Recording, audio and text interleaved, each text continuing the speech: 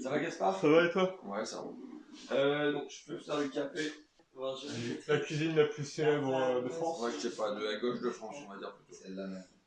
Dis-moi, qu'est-ce qui t'a pris? C'était le 6 mars de l'année dernière? Ouais. Un vendredi? Qu'est-ce qui t'a pris d'aller embêter le portrait de Macron? Moi, c'était une campagne qui avait été lancée par une association de COP21 qui décrochait les portraits dans les mairies pour dénoncer l'inaction climatique de Macron. Et puis ils se sont dit, je sais pas si t'avais vu, mais à peu près une semaine après, ils ont été à l'Élysée ramener les portraits. Et puis du coup, une semaine avant, on m'a fait pour l'annoncer à faire à la mairie d'Amiens, qui est la ville de Macron, tu vois. Bon, c'est pas sa ville, hein. On n'est pas d'accord, nous. C'est peut-être la ville où il est né. La ville revendiquée de Macron. Il est rapidement parti. Ouais. Mais du coup, on s'est dit que c'était symbolique. On n'est pas d'accord. Nous, on est la ville de la fleur, tu vois. Je présente la fleur, tant qu'on y est. Ça, tu connais ou pas? Non. Non. C'est donc chez la fleur, sa devise, c'est bien boire, bien manger, ne rien faire. Bien boire, bien manger, rien faire. Mon ami, t'as déjà marqué des points auprès de la fleur ce matin. Sieux, il est issu de la Révolution française, c'est plutôt un rebelle et ainsi de suite. Bah, j'ai beau être né à Lille, toute la presse dit que je suis amiénois. Qui? Toute la presse. Ah bon? D'accord. Ils n'ont pas compris que... Mais on est accueillant, donc il n'y a pas de problème. Même si Lille qui nous pique le conseil régional, qui nous pique la direction départementale de la jeunesse et des sports, qui nous pique à peu près toutes les institutions depuis qu'on a rassemblé les régions dans un truc avec lequel je veux toujours rompre, qui s'appelle les Hauts-de-France. Pour moi, les Hauts-de-France ne doivent pas exister. On doit retrouver l'indépendance de la Picardie. Mais c'est je vous rassure, on est pareil, on veut pas trop de... Bienvenue, quoi. Et donc, on en était au 6 mars de l'année dernière. Ouais, donc j'ai été décrocher le portrait dans la mairie. Et donc, ça s'est bien passé. C'était dans la pièce du conseil municipal? Ouais, c'était dans la salle du conseil, ouais. Tout était ouvert? Non, il était fermé à clé, j'ai dû aller demander au cabinet du maire de l'ouvrir. Le cabinet, il a prêté les clés? Le cabinet, il a appelé le vigile pour qu'il m'ouvre. Vraiment? Ouais. Et sous quel prétexte t'es arrivé en disant bah ouais, je veux décrocher le portrait de Macron? Non, j'ai dit que j'avais besoin des photos du conseil municipal pour la mémoire. Oh là là là là. Moi, je trouve assez cocasse qui t'a permis de rentrer. Ah oui, bah c'est le du coup, il y avait la maire, sa DIRCAB et sa secrétaire, quoi. Mais moi, ça prouve qu'on est de bonne volonté à venir. Puis toi, t'as un peu des méthodes déplacées de journaliste à la cache investigation quand même. Ouais, un peu à la merci patron, hein, finalement. Ouais. Tiens. Merci. Est-ce que vous voulez mettre de la pâte à tartiner dessus? Elle est garantie sans huile de palme, c'est l'un des seuls trucs où je suis keen. Allez, donc t'es allé voir le cabinet du maire, vous avez dit j'ai besoin des clés, et le cabinet du maire il vous ouvre, et tu crois que ça se passe pareil dans les banques ou pas? Bon, j'espère. En tout cas, dès que j'ai la relax, j'essaie. Moi je me prends comme complice pour les prochaines opérations. Et vous étiez combien? Ah bah ça je peux pas le dire. Bah si, je peux dire combien vous étiez quand même. Bah non. Je demande pas les noms et tout ça. Il était tout seul. En vrai je sais même plus on était combien. Mais non mais je peux pas dire ça. Plutôt 10, plutôt 20, plutôt 50. Sur les conseils de mon avocat, je ne répondrai pas à cette question, monsieur. Ouais, évidemment. Bravo. C'est bien parti la transparence, quoi. Donc tu rentres dans la salle du conseil, le vigile il reste avec toi. Au début, ouais. Et du coup j'ai pris des photos du conseil, si tu veux les voir. Ouais, j'aime bien. Bon, je la connais un petit peu la salle de la mairie d'Amiens. Moi je la connaissais pas. Elle a déjà été envahie par des intermittents. C'est une plutôt belle mairie. Du coup au début je fais plein de photos pour faire genre que je faisais mon mémoire. Ah, c'est beau, hein, ça donne envie de faire des mémoires sur les salles de conseil municipal. Là il y a un beau portrait. Un peu en coin, parce qu'il fallait que tu repères où est-ce qu'il était, on te l'avait pas dit. Non. Voilà. Donc tu fais à la fois le repérage et le braquage dans le même mouvement, quoi. Ouais. Et du coup là il y a une complice qui a été lui dire qu'elle se sentait pas bien, qu'elle devait aller aux toilettes et du coup... Oh là là là là, les stratagèmes. Mon Dieu. Et le vigile est parti aux toilettes et tout ça. Et puis du coup, je décroche le portrait, je le mets dans le sac, et le sac était trop petit, il avait mal calculé le truc. Je me dis putain mais c'est la merde, et du coup je me dis ah je flippe trop, et je le pose par terre, je commence à me barrer. Je me dis mais je peux pas faire ça. Tu peux pas te partir sans prendre le portrait. En le laissant par terre. Mais pourquoi? Tu l'avais là. Ouais, mais il plus rentrait pas personne. dans le sac, donc j'ai eu Non, peur. mais il n'y avait plus personne pour faire Non, mais obstacle. du coup, je suis revenu. Oh là là là là, là, ça partait comme un grand braquage. D'un seul coup, le déclin. On se retrouve dans, c'est quoi, c'est les apprentis avec François Cluzet où les mecs ils tentent un braquage, mais vraiment c'est des. Oula. Mais du coup, Pierre Richard. j'y retourne. Et je me dis, bon bah tant pis, même s'il rentre pas dans le sac, je vais quand même le prendre. Et donc je le prends, et au moment où je sors de la salle de conseil municipal, sortie des mariages, t'as plein de gens qui sortent. Il y a des mecs qui sortent en écharpe, donc je me suis dit, bon, ouais, tant pis. Et je suis parti. Et comme il y avait les travaux, les issues de secours étaient fermées, donc j'ai dû sortir par l'entrée principale. Ça va, tout se passe bien comme ça. C'est parfaitement passé. Bien. On te demande les clés autour, le mec qui part aux toilettes. Ça fait penser à une histoire, tu vois. Il y a la citadelle qui est juste à côté, qui était la place forte d'Amiens. Et au XVIIe siècle, j'ai peur de dire des conneries, mais on était dans les guerres franco-hollandaises, en fait franco-espagnoles. Les Espagnols, ils étaient dans les Flandres. Tu vois, c'était chez vous. D'ailleurs, les Lillois, c'était des Espagnols qui voulaient envahir la France, quoi, tu vois. Donc, les Espagnols, ils viennent, mais ils avaient décidé de se déguiser un peu comme pendant la guerre de Troie. Tu sais, dans la guerre de Troie, ils se mettent dans le cheval, Ouais. tu vois. Là, ils s'étaient déguisés en paysans. Ils s'étaient foutus dans des roulottes sous le foin. Et quand ils sont entrés en faisant comme s'ils étaient des paysans dans la place qu'il fallait prendre, là, à la citadelle, juste à côté. Et quand ils sont entrés, ils sont sortis en soldats, mais ils ont jeté des noix à terre. Et les Aminois, ils avaient faim. Ce qui fait que les gardes, à la place de se précipiter pour les arrêter, les soldats, eh ben, ils sont allés bouffer les noix. C'est pour ça qu'il y a l'un des surnoms de ces grands guerriers que sont les Aminois, c'est chez Mangeux de Gog, les mangeurs de noix, tu vois. C'est Amiénois.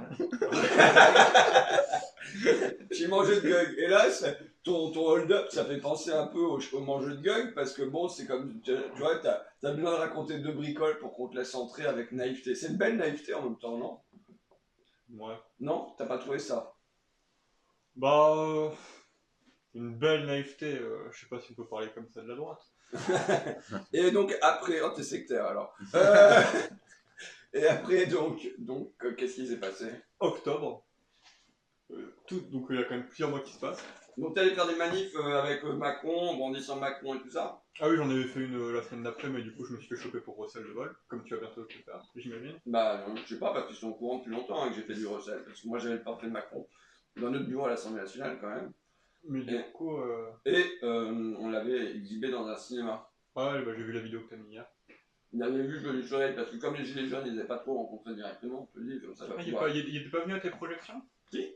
Ah non, personnellement non, mais son portrait est venu. C'est pas très cool ça, franchement. Non, mais bon. Donc ensuite, en octobre, En octobre, j'étais en cours, en amphi. le cours de quoi? Donc, tu fais quoi dans la vie, toi? Alors j'étais en À part géographie à voler ce des bières moment-là. à 8h, à 7h du matin. Là je suis en droit. En quelle année? Je suis en première année, j'étais en géographie au moment où ça s'est passé. Et du coup, je reçois un appel. En octobre 2020. Ouais. Donc c'est-à-dire pendant le mois où tu pouvais aller à la fac, toi tu trouves le moyen de te faire... Arrêtez. Voilà. Non mais l'anecdote est drôle puisqu'il m'appelle, donc je sors de cours.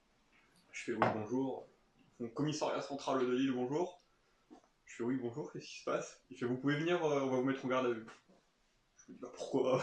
Moi ça se passe il y a plusieurs mois, j'ai pas capté. Il faut faire un portrait d'Emmanuel Macron. Je fais bon bah ouais, bah, ok bah je peux venir. Il fait, tu peux venir ce soir? Je fais bah non là je suis en cours, ça va être compliqué. À la limite je peux venir demain si tu veux. Et il me dit non demain c'est compliqué. Est-ce que tu peux pas plutôt venir après-demain?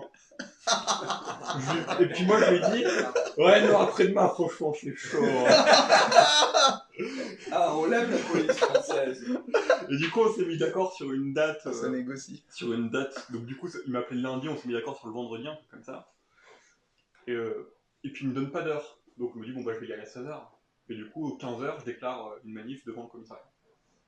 Et puis du coup pour annuler ma manif, il me rappelle en me disant ah ouais mais on avait convenu que c'était à 8h, qu'est-ce que tu fous, tu pourras pas être là à la manif que t'as déclarée. J'ai fait bon bah ok, c'est pas grave, je viendrai à 8h mais je vais décaler la manif. Et du coup j'ai décalé la manif avant. Ça les a bien fait chier. Et donc à 8h, Bah je suis rentré au commissariat, J'ai fait un petit discours avec Adrien Quatennens, député de ma circonscription. Mhm. Et ensuite je suis rentré, on m'a mis en garde à vue pendant 8 heures pour m'auditionner. Alors, ils auraient juste pu m'auditionner, mais c'est partir quoi, ça changeait rien à leur vie. Mais... Et donc, comment ils savaient que c'était toi? Parce que tu l'avais revendiqué déjà. Ouais, et puis j'ai donné... En fait, dans leur association, à Élevé Cobentin, ils ont un consensus d'action qui fait que tu fais ton truc à visage découvert et tu donnes pas de faux noms, etc. Et pour rentrer dans la mairie, pour prouver que j'étais étudiant, j'ai dû montrer ma carte étudiante, donc avec mon vrai nom. J'ai pas menti en disant que j'avais un faux nom, puisque ça aurait été circonstance aggravante. Et puis en plus, j'assume mon acte, clairement. Et donc, comment tu l'as revendiqué auprès pendant ta garde à vue? T'as dit quoi? Donc j'ai rien déclaré. Ouais. En fait, ça, c'est que si tu déclares, tu donnes des éléments à charge contre toi au parquet. Moi, j'estime qu'on n'a pas à justifier auprès du parquet, qui met une enquête contre toi. Et si tu dois te justifier et expliquer tes faits, tu les fais devant le siège quand tu seras au tribunal.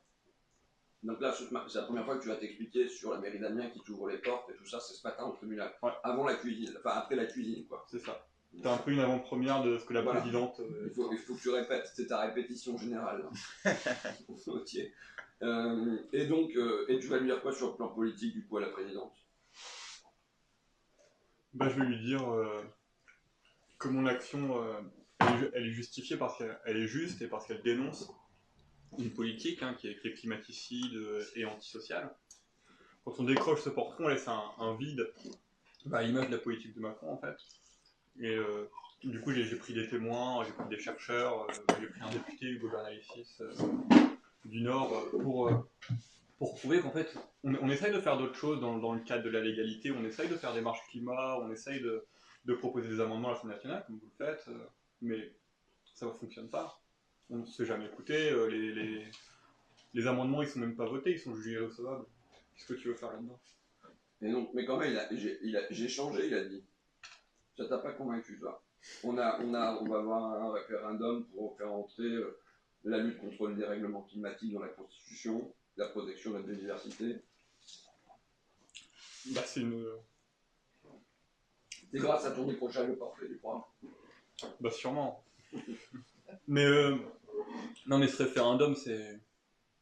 En fait, c'est pas du tout contraignant, c'est rien du tout. C'est une petite pastille verte posée dans la Constitution pour se dédouaner. Quand on leur demande de mettre la règle verte dans la Constitution, ils disent que c'est irrecevable.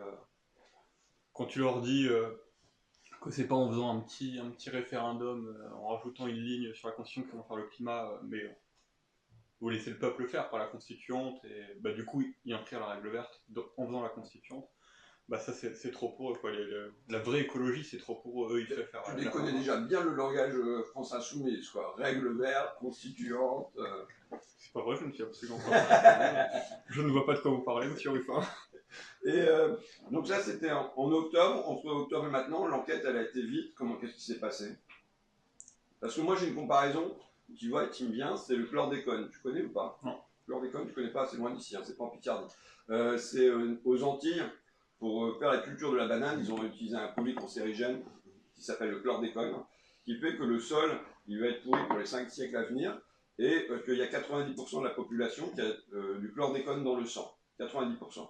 Avec des enfants qui sont mal formés, avec des cancers de la prostate, enfin avec des tas de trucs comme ça. Ils ont engagé une action en 2006. On est maintenant en 2021. Vraisemblablement, il n'y aura rien du tout. Il n'y a pas eu de garde à vue. Il n'y a eu aucune garde à vue là dans cette histoire. Il n'y a eu aucune mise en examen. Et il va y avoir prescription. Donc, comment ça se fait que eux, en 15 ans, il n'y a rien, et toi, en 6 mois, tu es devant le tribunal? Qu'est-ce qui s'est passé pendant les 6 mois? Moi, en octobre, on m'a donné ma convocation, et puis il s'est rien passé depuis, mais en vrai, c'est bien de souligner ce que tu soulignes, parce que en France, il y a un truc qui s'appelle l'égalité devant la loi. Et puis en fait, on se rend compte qu'elle n'est pas là parce que moi, je suis poursuivi et je suis amené au TJ d'Amiens pour avoir décroché un portrait qui vaut à peine 10 euros. Et quand on regarde la vraie délinquance, donc toi t'en parlais, ou même moi, je parle plutôt de la délinquance économique et financière, qui, elle, ne vole pas pour 10 euros de portrait de photos dans une mairie, mais vole 100 milliards par an, ce qui est énorme. 100 milliards, c'est 2 fois le budget de l'Assemblée nationale, qui est le plus gros budget en France, en termes de ministère. Et ces gens-là, ils sont pas inquiétés, ces délinquants économiques et financiers, les délinquants en col blanc, il n'y a pas de politique vraie à la hauteur qui est mise en œuvre pour pallier à cette fraude fiscale en fait. Et ça, c'est sans compter l'optimisation fiscale d'ailleurs. Toi, quand on t'a dit garde à vue, tu vas aller au procès, tout ça, t'as flippé ou pas? Non. Bon, moi j'ai confiance en mes convictions. Hein. Ouais. Je sais pourquoi je l'ai fait, je sais qu'il y avait un risque. Moi, j'ai commencé mon parcours judiciaire plus tard que toi. J'avais 24-25 ans. Mais moi, ça me faisait flipper. Hein. J'étais plus seul que toi. Il n'y avait pas toute la France qui se mobilisait pour mes histoires de diffamation avec la mairie d'Amiens. D'ailleurs, en parlant de ça, après je te laisse continuer, mais merci à toi de venir me soutenir. Et merci aussi. Bah, moi, c'est simple, j'ai que le parc Saint-Pierre à traverser. Donc, si tu veux, c'est quand même pas un effort qui est colossal. Par contre, je me barre rapidement. Ouais, t'inquiète. Mais c'est pas grave parce qu'il y a. des questions à poser à l'Assemblée nationale, donc je peux pas le train de 8h38. Bah, il y a Hugo qui arrive à peu près en même temps que moi, puisque c'est mon témoin, Hugo Bernalicis. Et puis ensuite, plus tard, quand on ne sera plus là, il y aura Adrien Quatennens qui va venir. Et Jean-Luc Mélenchon. Que je remercie. Hein, merci beaucoup, Jean-Luc. C'est quelqu'un que je respecte beaucoup. C'est un peu mon mentor en politique et c'est notre candidat à l'élection présidentielle de 2022, donc moi je lui remercie beaucoup d'être là. Disons, t'as le groupe Bon Saint-Soumis qui va passer à ton procès, quoi. Là, la candidate au régional, Karim Adeli, qui vient aussi. Karim Adeli aussi, ouais.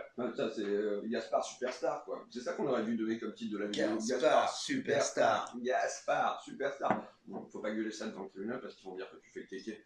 Donc, bah, tu sais que quand j'étais en garde à vue. Qu'est-ce qu'ils veulent fond du café? Toi. Ah. Tu en veux? Quand j'étais en garde à vue, enfin pas en octobre, en mars, donc quand on avait été devant l'Elysée en faisant du recel de portrait, et bah il y avait un comité d'accueil devant la garde à vue et quand je suis passé en audition, puisqu'on avait fait 24 heures là-bas, il y avait 200 personnes devant le comico qui chantaient libérer nos camarades, ou qui chantaient libérer les femmes, etc. Et les flics à l'intérieur de la salle d'audition, ils ne pouvaient plus quoi. Ils avaient la tête comme ça et ils étaient super énervés que tout le monde chante. Et c'était rigolo. Et donc là, tu stresses pas pour ce matin. C'est qui ton avocat? C'est Muriel Rueff, c'est une avocate qui a pas mal l'habitude de s'occuper de militants à l'Élysée. Elle a fait d'autres procès dans ce genre-là? Elle n'a pas fait des procès de décrochage, mais elle a déjà traité avec l'association pour des masquages de publicité, je pense. Attends, cette nuit, j'ai bossé, je me suis levé à 2h du matin pour tout ça, tu vois. Ah ouais? Ouais. Ah, j'ai écrit un texte comme j'interviens tout à l'heure. Il m'a venu une idée, donc j'ai écrit un texte. Mais ouais, 2h du matin, j'étais levé. Tu m'as entendu me lever ou pas? Non? Je suis pas dérangé. Stéphane, il dormait chez moi. Du tout.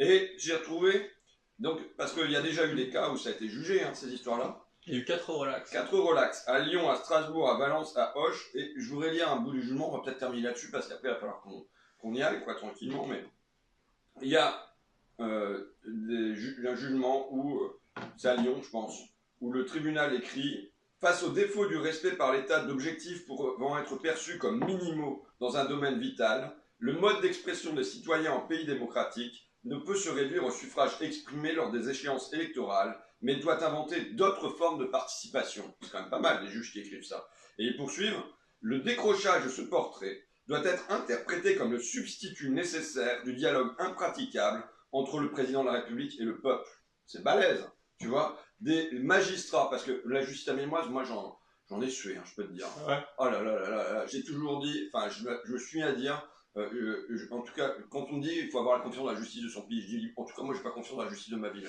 Mais bon, non, tu me donnes confiance. Ah bah ouais, écoute, c'est peut-être mieux pour ceux qui viennent d'ailleurs, mais moi je peux t'assurer que dans les procès que j'ai eu ici, chaque fois que j'ai pu dépayser, donc dépayser ça veut dire quand on arrive à amener son affaire dans un autre territoire, j'étais content. Oh là là, j'allais respirer la liberté de la presse et tout ça. Ici je me faisais flinguer tout le temps. Mais pour lui c'est déjà un dépaysement de venir ici. Bah oui. Ouais, non, c'est du jeu en local. Par contre, le palais de justice d'Amiens est bien plus beau que celui de Lille, donc c'est quelque chose qui me fait plaisir. D'accord. Il est très moche celui de Lille. Très bien, bon, bah écoute, si tu viens pour l'esthétique, une fois tu vas pas être déçu. C'est un bon point quand même. Et donc voilà, non mais donc, lire des propos comme ça donne la confiance dans la justice de son pays, alors que franchement, t'as pas confiance dans la justice de ton pays tous les jours. Tiens, il y a Saïd qui passe dehors. Bon, au revoir tout le monde, à tout à l'heure. Salut tout le monde, on vous Ciao. tient au courant de la relax. Voilà, on espère, non mais on espère qu'à Amiens, on va voir. J'ai eu un beau jugement à Amiens, c'était dans l'affaire Lubota, qui a un accident du travail qui s'est déroulé à la citadelle dont je parlais tout à l'heure sur les mangeux de gueule là. Donc juste à côté, ils l'ont transformé en campus universitaire. Il y a eu un jeune garçon de 19 ans, Victor, qui est décédé parce qu'un mur s'est écroulé sur lui. Et il n'y avait eu aucune mesure de sécurité prise par la ville d'Amiens. Et on a eu un beau jugement de condamnation du maire d'Amiens de l'époque, Gilles Robien. Mais j'espère que du coup, ce matin à Amiens, on va avoir dans le jugement, qui sera rendu sous 3 mois, je pense, le décrochage de ce portrait doit être interprété comme le substitut nécessaire du dialogue impraticable entre le président de la République et son peuple. C'est un taille, tellement juste comme ça. Le dialogue impraticable, tu vois, les Gilets jaunes, ils auraient pu intenter combien de procès à Macron sur le dialogue impraticable entre le président de la République et le peuple. Bon, et ben écoute, on va se mettre en route. Allez, ça marche. Salut tout le monde. Salut Gaspard Superstar.